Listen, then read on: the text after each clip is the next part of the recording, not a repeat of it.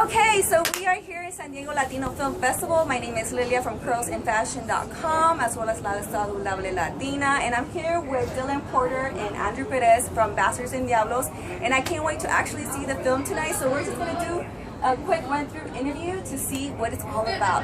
So what can you tell me about the film tonight? What am I anticipating to look forward to?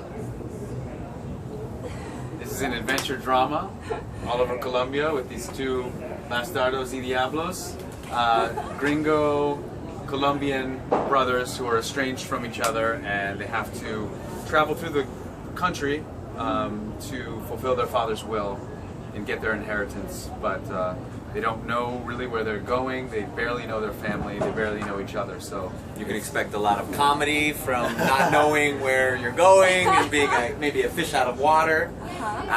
Maybe some lágrimas too. Some tears maybe. Just when you realize, like, oh, I have had that moment feeling disconnected, and then that feeling of being embraced by something larger than yourself, and getting swept up in that emotion of being part of something bigger. And what made you want to go into this film for our audience that's going to be watching this? What made you actually film this adventure that you guys are going through? Well, for me, I came onto the project because Andrew has a way of speaking about not only acting and the power of that art form, but art in general as sort of a transformative power. So it's not, we're not seeking sort of fame or fortune as much as telling a true story, and that's sort of what it's always based out of, is the story. Like everything else, all of the dressing and all of the costumes and all of the locations can be beautiful, and in our film they are. But unless you're telling a story that is driven and motivated by a truth, don't bother. Like, don't make art if it's just going to be to get a lot of likes on Facebook. Make art because you believe in the story. So, Andrew's very passionate about this one in particular, and there was no way to say no. So, what was your one main adventure while in Colombia that you can remember for your audience? Like, what's it going to give to you, and what's going to give to the audience? Like one adventure that each of you had in Colombia. Did you get one of these?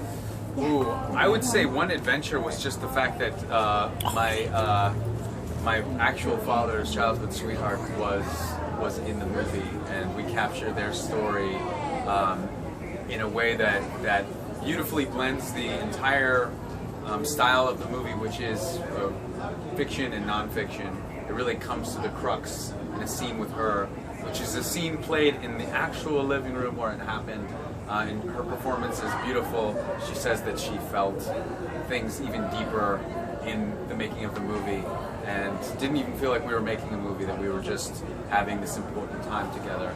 So I think that adventure was the most meaningful, and I think is transcendent enough that it will reach an audience even if they don't know all the backstory.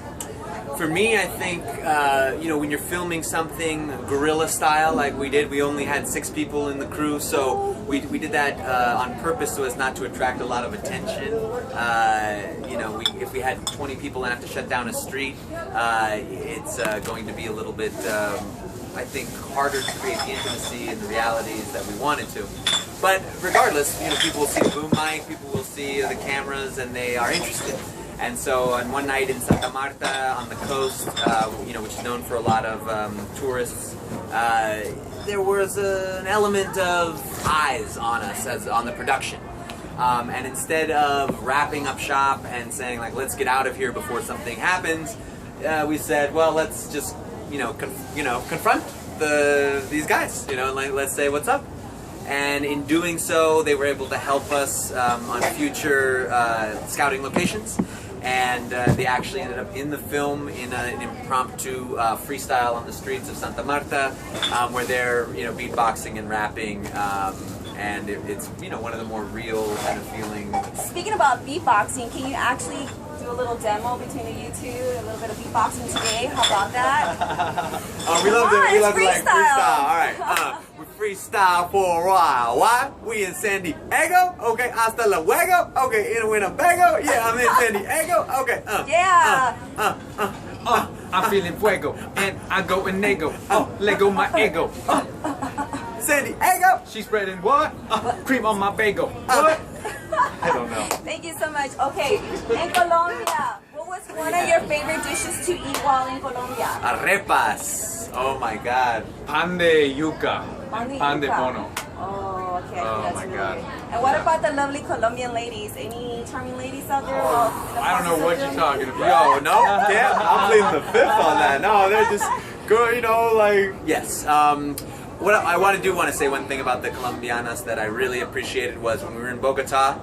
They said wait till you get to Medellin. The paisas are amazing. When we got to Medellin, they said wait till you get to Cali. The caleñas are incredible.